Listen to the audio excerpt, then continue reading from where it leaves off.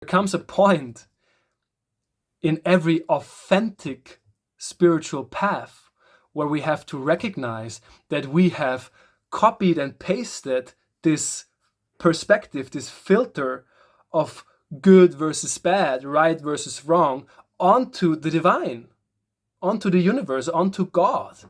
And we're playing the same game. Believing that if we do the right things, if we think the right thoughts, if we feel the right feelings all the time, the universe will reward us. And if we slip up and we feel bad or have negative thoughts, then the universe will punish us. This isn't how it works. If you're in that stage right now, this is the last barrier to transcending your spiritual ego once and for all.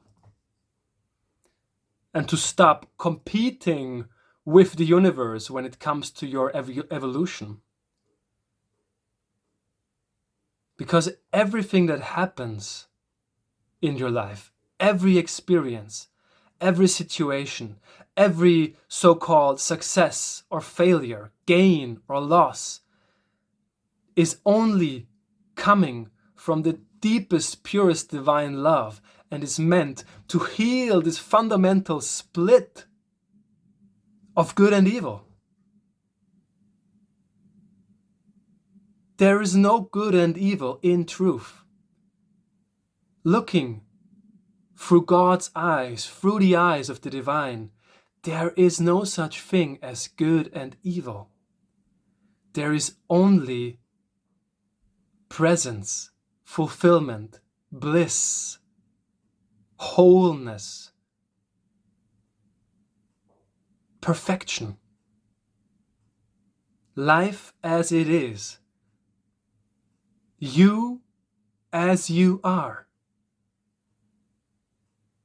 No flaws, no faults, no mistakes. You see, the ego had to invent this perspective, this filter of needing to believe in mistakes, in flaws, in errors, in things going wrong, to make sense of experiences and sensations that were too intense, too painful, too traumatic to process in the moment. Absolutely innocent.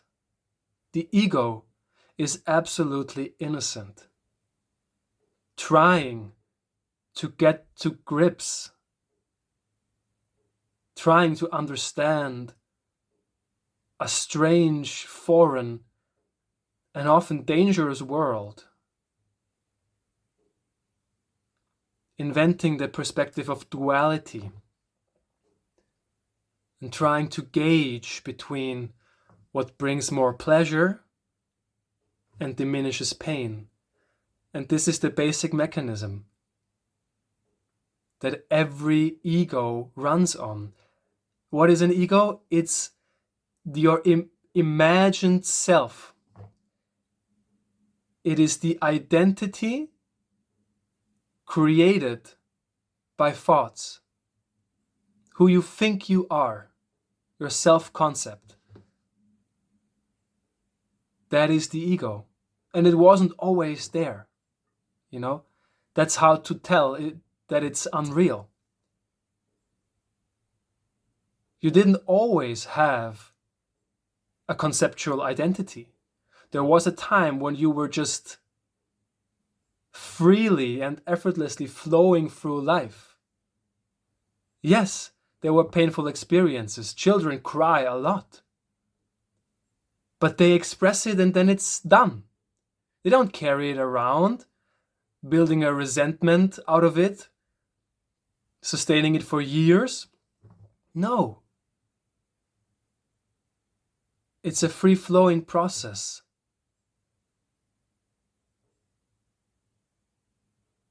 But there were moments that were too much to handle. for this fragile sense of me that started to develop at the age of maybe 3 or 4 years.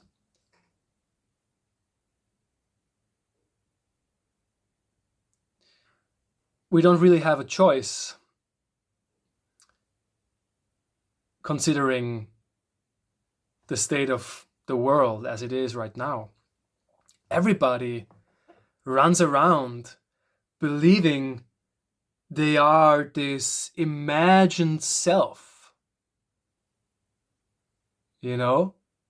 How and how it relates to those objects in our mind, our workplace, our family, our relationship, and this and that. And we try to position ourselves somewhere. And as children, we felt this overwhelming demand, need to do the same as everybody else, which is position ourselves mentally somewhere and then act as if that imaginary identity is who we truly are. It's like we felt forced to wear a mask and glue it to our faces and deny and pretend that this is who we truly are, denying that it's just a mask. We all had to do this. And that is what gave rise to this obedience, this victim mindset, obedience, this weakness of trying to do the right thing all the time, and thereby suffocating our authenticity. We're suffocating our authenticity when we're trying to get it right. Because who is the authority, who is the judge to tell you what is right and what is wrong? It's the voice in your head. And this voice was internalized. This voice is a mixture of your father's voice, your mother's voice, your teacher's voice, your old school friends' voices. It's not your voice. It's not you. It is an attempt of survival in this world, desperately clinging on to the belief that there's a way to be perfect for everyone,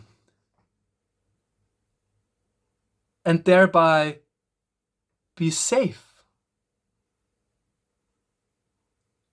We're trying to be safe. This inner child, this innocent little ego self is just trying to be safe.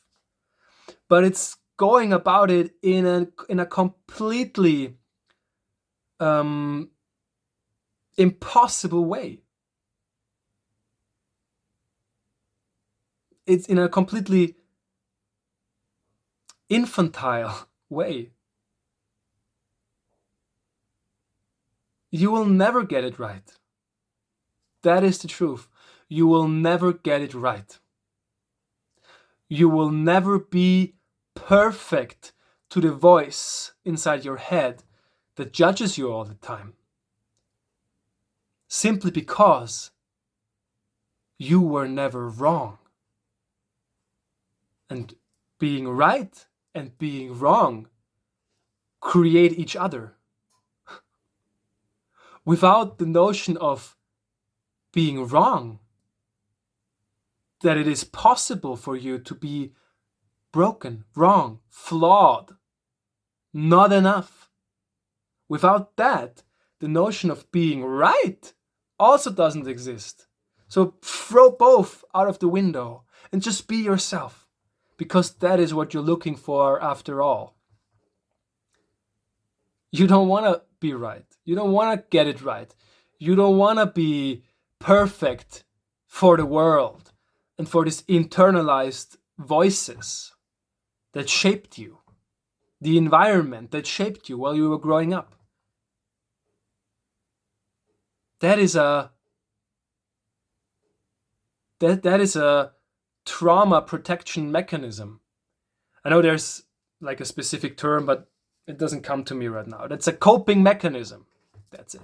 A coping mechanism. And it's so widespread. Like almost everyone has this perfectionism. Like I struggled with that for all of my life because I never felt safe. And the way we interpret that is we blame ourselves. We make it about us. If I were perfect, then I'd be safe. If I were perfect, then people would treat me differently. People would see me. People would appreciate me, and I would be safe.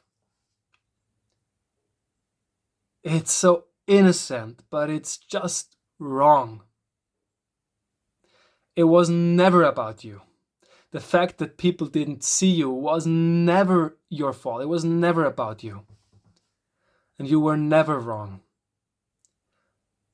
And the universe doesn't judge you. It's impossible to displease God, since God is pure love, and God, the universe, is who shaped you. This wasn't an accident. Everything about you, every quirk, everything you judge about yourself and you feel ashamed of, God delights in. The universe just totally adores and loves and embraces. And the healing, the deep heart healing, the deep soul healing we deserve and we crave comes from looking through God's eyes and seeing yourself as this beautiful artwork you are. This absolutely adorable, unique, and perfect creation.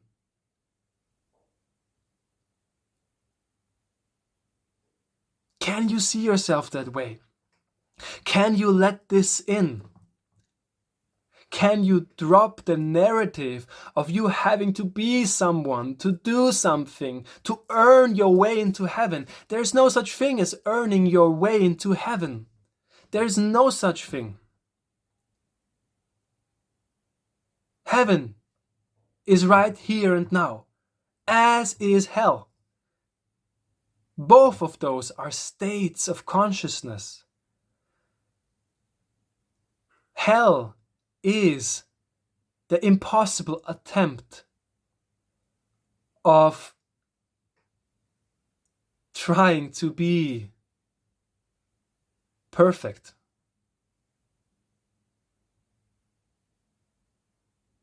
Since the basis of this attempt is already an inner split. Hell is pushing away what we think is bad about ourselves, pushing it away and running towards the good. That is hell, because that creates a tension. Like if you stretch a rubber band, it creates a tension because this part of you doesn't just vanish. It doesn't just cease to exist because it was there for a reason. It is there for a purpose, and it deserves to be loved as well. Hell is the attempt of keeping some part of ourselves in the shadow and pushing it so far in the shadows that we try to forget that it even exists. We try to be just oblivious, ignorant of this hurt inner child, of this part in us that always felt rejected, always felt abandoned, always felt inadequate, not good enough. And heaven is embracing all of that with love, allowing it all to be here, allowing it all to be nourished by your attention, your love, God's love. And if you don't feel possible to love that, if you don't feel capable of loving that, then accept that you don't know how to love it and ask the universe to do it on your behalf, and it will be done. You can say it right now. I don't know how to love my shame. I don't know how to love my hurt. I don't know how to love the part in me that always feels inadequate, that always feels like it's not enough. Please, universe, love me on my behalf. Love me fully in the way I don't know how to. Right in this moment, I want to learn how to accept that and embrace it. If you say that in this moment, God will reveal himself to you and teach you what true emotional health is, what true mental health is. It would be best if we would all simply accept that we have no clue what actual health is, what actual harmony is, because we haven't known it for years.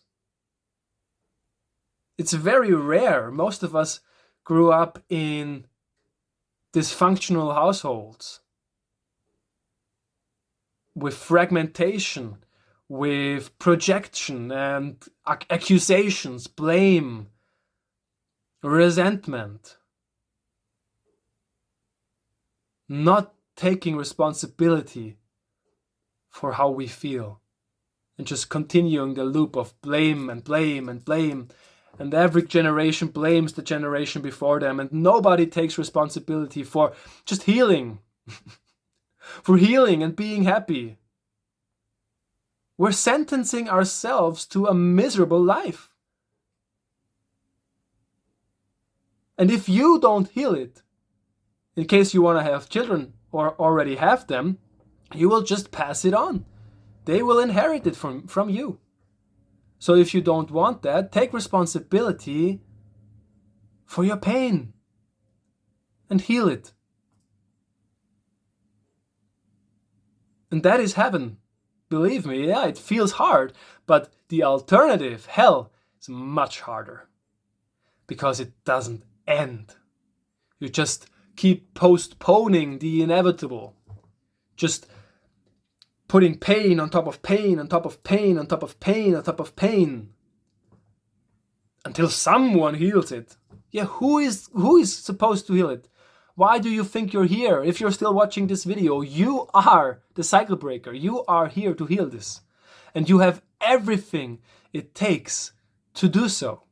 You have all the support you need. You have so much strength within you, so much power, so much love that you don't even know about possibly.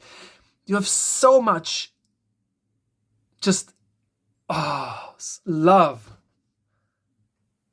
that wants to burst through the walls and shackles of who you have taken yourself to be. And who you really are is knocking on your door every day a little bit louder, knocking on the door. Let me out! Let me out! Stop denying me! Stop denying your true self! And start living! When? When will you start living? Tomorrow? In a week? When? When will you stop waiting for a savior, for somebody to save you, for something to save you? You are the change you're waiting for. You are the change you wish to see in the world. It doesn't come from outside. And that is also a good definition of hell, waiting for the outside to do your work.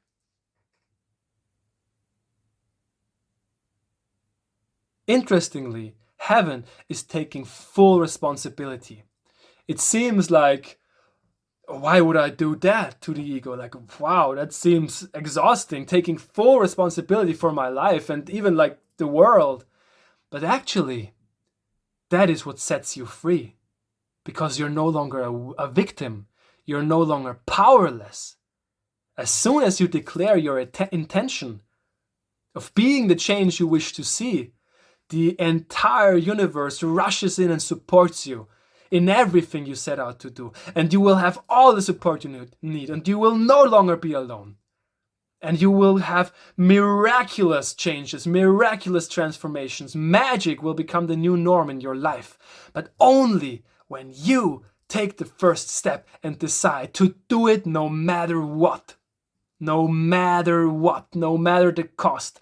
I am no longer denying this pain. I'm gonna love the shit out of it and transform it into happiness and bliss and fulfillment and power and strength and a zest for life. Because that is what my inner child deserves and has deserved all along. And for what this little boy has gone through in my life, I will do whatever it takes to show him how beautiful, how magnificent, how wonderful he truly is. And God will help me. He has no choice. I will drag him from heaven if need be. I think that won't be necessary because God is the part from where these words come. God is your true self. When the confusion stops and you see clearly, it is God who is seeing through you, loving through you.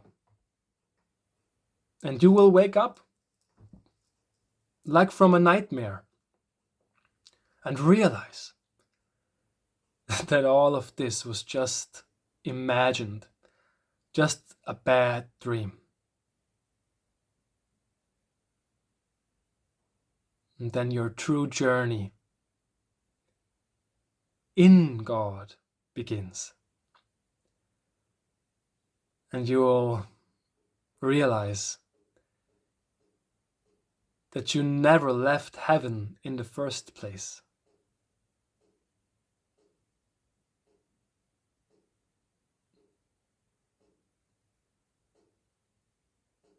And this is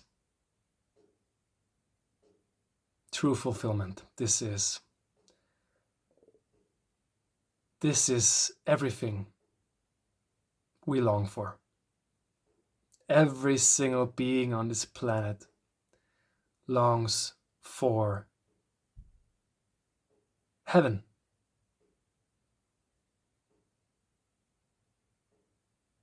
Truth. The freedom to be yourself and realize that it is safe to do so.